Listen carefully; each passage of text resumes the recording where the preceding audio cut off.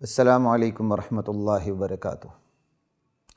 بسم اللہ والحمد للہ والصلاة والسلام علی رسول اللہ، اما بعد۔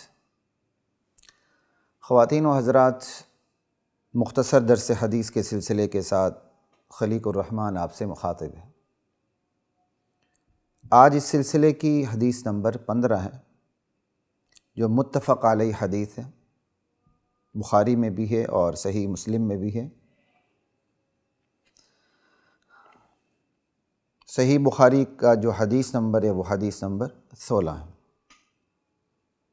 اسی بخاری کے متن کو سامنے رکھتے ہوئے ہم بات کریں گے۔ عن انس بن مالک رضی اللہ تعالی عنہ عن النبی صلی اللہ علیہ وسلم قال، صحابی رسول حضرت انس بن مالک رضی اللہ تعالی عنہ روایت کرتے ہیں کہ رسول اللہ صلی اللہ علیہ وسلم نے ارشاد فرمایا، ثلاث من کن فیہ وجد حلاوۃ الایمان، تین خوبیاں ایسی ہیں کہ جس کسی مسلمان میں بھی یہ تین خوبیاں پائی جائیں، جس کسی میں بھی یہ تین خوبیاں پائی جائیں، وہ ایمان کی حلاوت کو، ایمان کے مزے کو، ایمان کی میٹھاس کو چکھ لیتا ہے، ایمان کی میٹھاس کو پا لیتا ہے۔ وجد حلاوت الایمان، ان تین خوبیوں میں سے سب سے پہلی خوبی کیا ہے؟ ان یکون اللہ ورسولہ احب الیہ مما سواہما،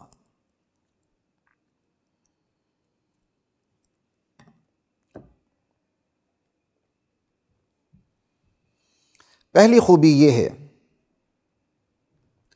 کہ اللہ اور رسول اللہ، اللہ اور اس کے رسول پاک صلی اللہ علیہ وسلم اس کے لیے سب سے زیادہ محبوب ہو، باقی تمام دنیا سے سب سے زیادہ محبوب اس کے لیے اللہ ہو اور اس کے اللہ کے رسول ہوں۔ ان یکون اللہ ورسولہ احب الیہ مما سواہما، یہ پہلی خوبی۔ دوسری خوبی یہ ہے وَأَن يُحِبَّ الْمَرْءَ لَا يُحِبُّهُ إِلَّا لِلَّهِ، بندہ جب کسی بندے سے محبت کرے تو صرف اور صرف اللہ کے لیے محبت کرے، اللہ کی خاطر محبت کرے، اللہ کی وجہ سے محبت کرے۔ اور تیسری خوبی وَأَن يَكْرَهَ أَن يَعُودَ فِي الْكُفْرِ كَمَا يَكْرَهُ أَن يُقْذَفَ فِي النَّارِ،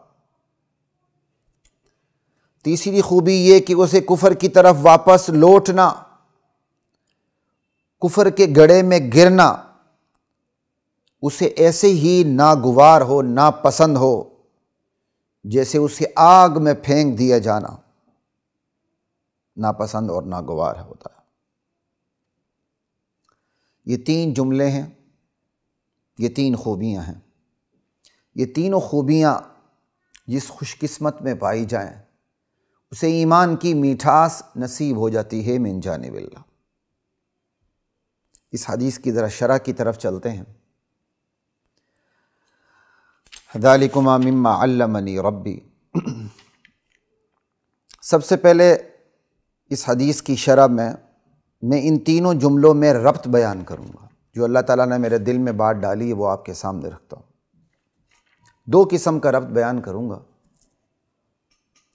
تینوں جملے ان یکون اللہ ورسولہ احب الیہ مما سواہما، اللہ اور اس کے رسول کی محبت سب سے زیادہ، اللہ اور اس کا رسول بندے کے لیے سب سے زیادہ محبوب ہو، کسی سے تعلق اللہ اور اس کے رسول کے علاوہ ہو تو صرف اللہ کی محبت کی وجہ سے ہو، اور کفر میں گرنا ایسا ہو جیسے آگ میں پھینک دیے جانا اس کے لیے ناگوار ہوتا ہے۔ ان تینوں جملوں میں ایک ربط ہے، تینوں جملوں میں ایک کنیکشن ہے، تعلق ہے۔ وہ آپ کے سامنے ذرا میں رکھ دیتا ہوں۔ محبت صرف اور صرف اللہ اور اس کے رسول کے لیے، بس پہلی بات جو پہلے جملے سے پتہ چلتا۔ اور دوسرا جملہ اللہ اور اس کے رسول کے علاوہ کسی سے محبت ہو تو صرف اللہ کی بنیاد پر ہو، بس کیسا تعلق واضح ہو رہا ہے تینوں جملوں میں؟ محبت صرف اللہ اور اس کے رسول کے لیے ہو، اللہ اور اس کے رسول کے علاوہ کسی سے محبت ہو تو صرف اللہ کی بنیاد پر ہو بس۔ اور تیسری بات، اللہ اور اس کے رسول کی محبت کو چھوڑ دینا کفر کی طرف لوٹنا ہے، کفر کی طرف جانا ہے، اور کفر کی طرف جانا دراصل آتش دوزخ ہے، نار جہنم ہے۔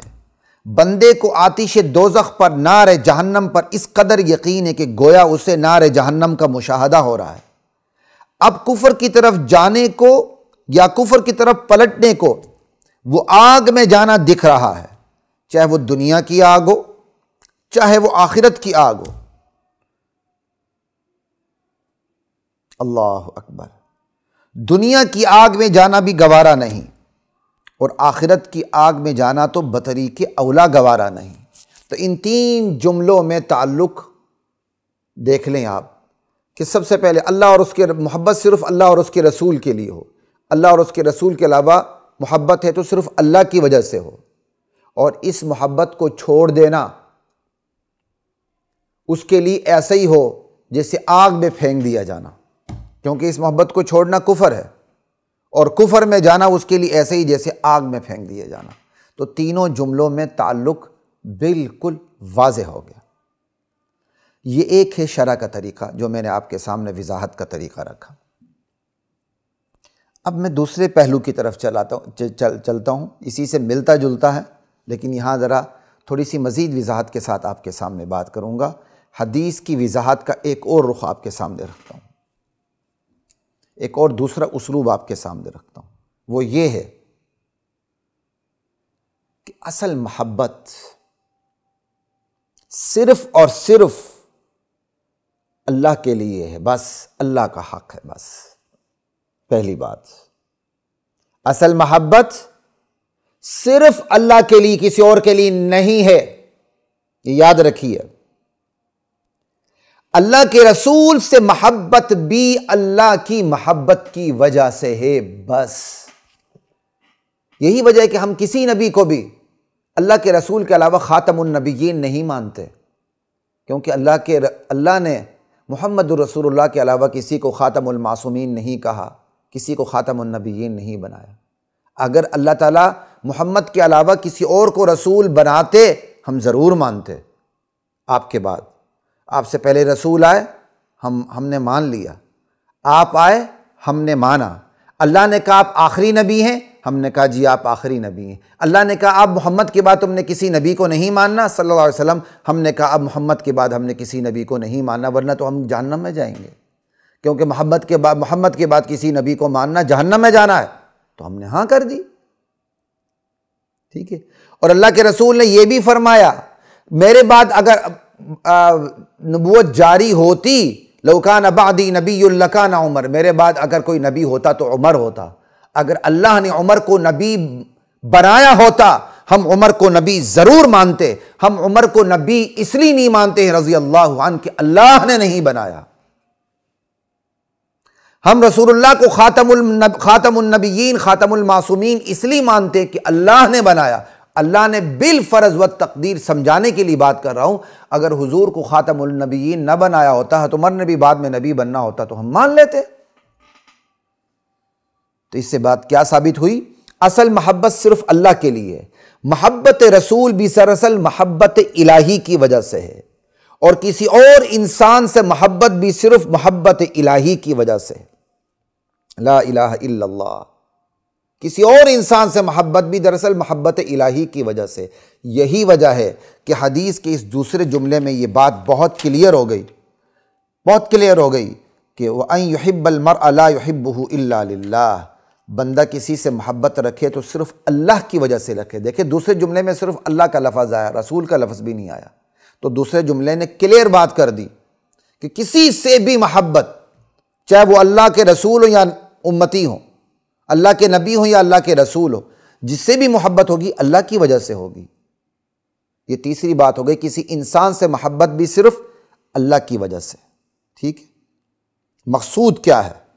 مقصود یہ ہے اللہ کے علاوہ کسی سے بھی محبت نہیں ہونی چاہیے، اور جہاں ہے وہاں اللہ کی وجہ سے۔ اصل یہ صرف اللہ سے محبت، اللہ کے علاوہ کسی سے محبت نہیں، لیکن جہاں اللہ کے علاوہ کسی سے محبت ہے تو اللہ کی محبت کی وجہ سے محبت۔ اللہ اکبر۔ اور آگے چلیے، وَلَقَدْ